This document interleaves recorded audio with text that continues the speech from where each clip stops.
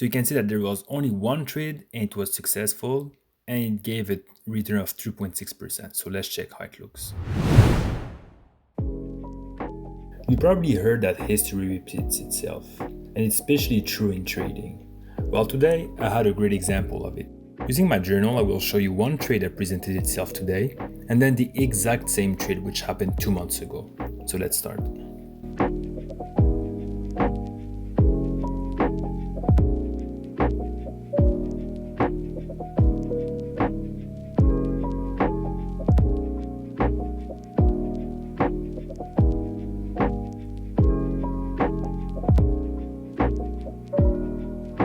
So here at 9:30, we can see here a great push, leaving this fair value gap, this one, and this one. So let's write them.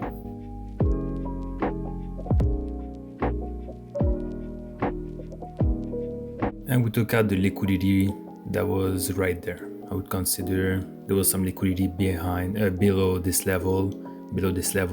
We took out and had a push. We could place the trade here.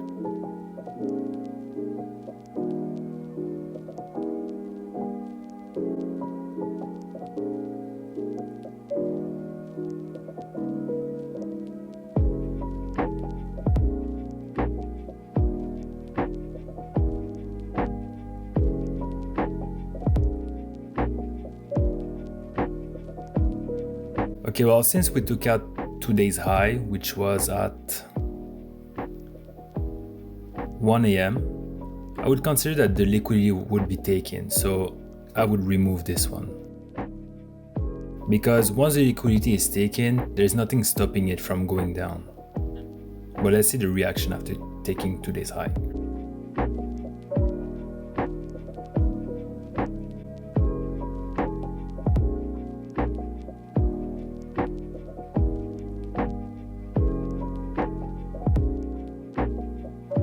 We had the fair value gap right there, but the displacement was not 600. And anyway, we didn't have a break of lows. You can see there are no lows here and here either. The only low that's right there is this one here.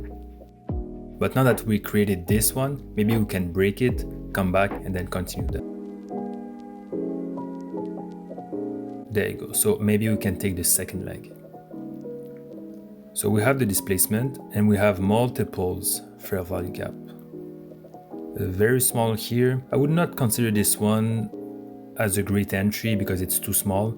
This one is more feasible. And then a huge one here.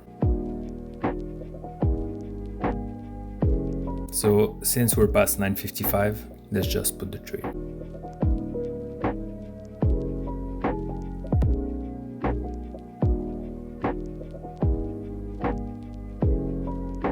Go for the first target, which is in this case a 1 to 4, sorry.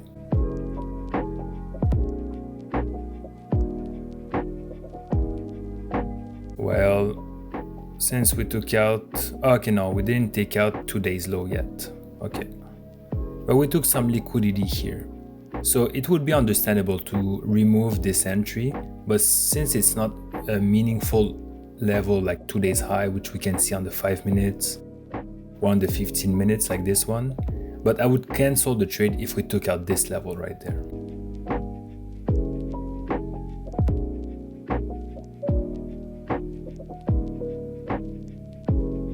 So there was a small push. Let's check the displacement.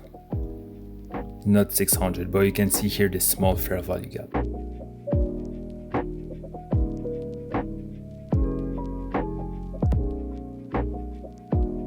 See, that's one of the reasons why I don't like to take those small fair value gap. There was a push, but it was not significant. That's mainly the reason why I've put the 600 rule. Almost to today's low, but we didn't take it. See how interesting this is? So that's one example of engineering liquidity. Some people would think this is a double bottom, would buy it, and then we might come back to it to take out all of those people. But here there's a small push, not 600 though.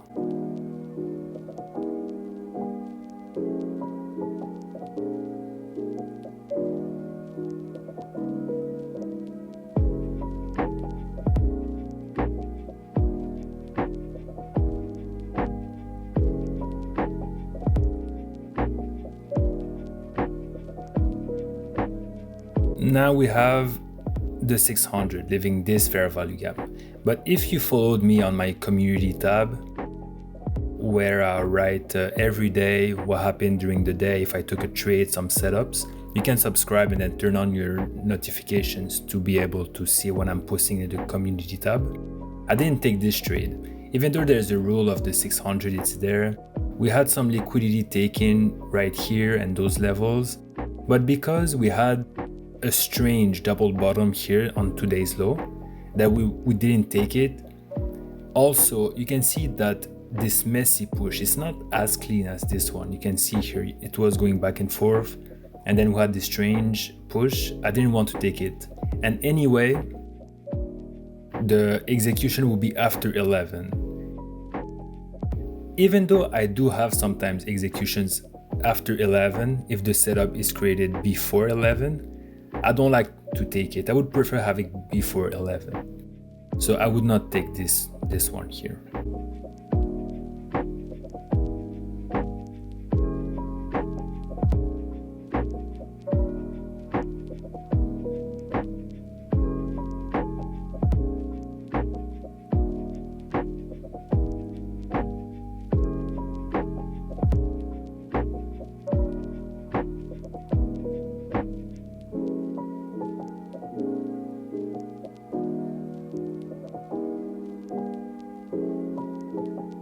And we clearly got missed out. So what happened here is that we just filled this second fair value gap. And it's part of the game because ICT suggested that we always go for the lowest hanging fruit for the entry. But I always go for the higher one. I don't mind too much missing trades, so I didn't care. But what I wanted to show you today is look how it went for the 2-minute fair value gap. So me personally, I'm always trading on the 1 minute. I'm always taking my entries on the 1 minute. But you can see here that this fair value gap that we saw on the 1 minute was very much respected on the 2 minutes and even better on the 3 minutes. You can see how big this one in here. And then the 5 minutes too. So what someone could do is always decide to take all trades on the 2 minutes. And if it was on the 2 minute, you would have your entry here. Let's go, instead of 250, since it's on the 2 minute, I would go maybe for 400 like that. And then go for the first target, which is the double bottom we saw. Let's check how it goes now.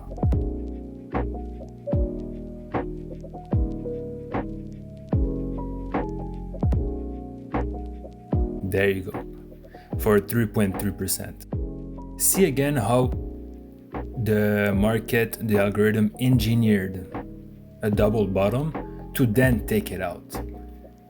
And if you would have taken this trade on the 2 minute, it would have been a great trade. But I didn't take it because I'm always trading on the 1 minute. I had my order set up right there at the second one above. I got missed, but it was not a failing trade, so I was okay with that. So now what we're going to do is go to my journal and then find another trade that was looking just like this one. So the setup happened on the 2 minute. It was not successful on the 1 minute, so that's why I put the 2 minutes. The execution was at 11:22. So after 11:15, the displacement was quite a big one. I measured it. It was 1,400. And then the liquidity grab, if you remember, it was 2 days high.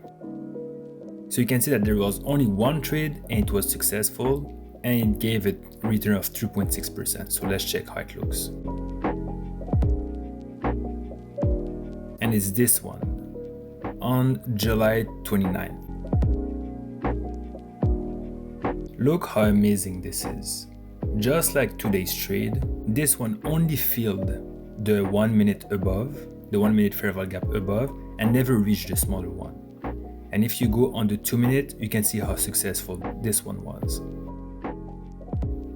If you want to see another example of how history repeats itself, you can check out this video where I again go into my journal, put some specific filters, and I found another setup that was giving 100% win rate.